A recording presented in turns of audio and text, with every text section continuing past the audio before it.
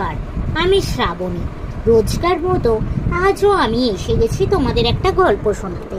আমার এই চ্যানেলটিতে আমি তোমাদের রোজ বিভিন্ন ধরনের ছোট গল্প শোনাই।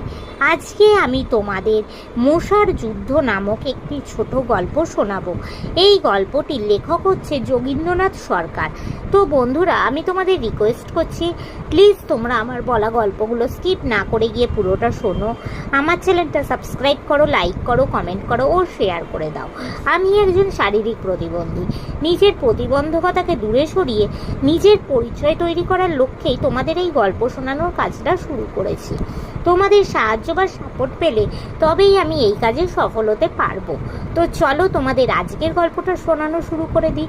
মশার যুদ্ধ, লেখক যোগীন্দ্রনাথ সরকার। বনের ভিতর এক নদীর ধারে একদল মশা বাস করত। মশার গান বড় মিষ্টি। এক ব্যাঙ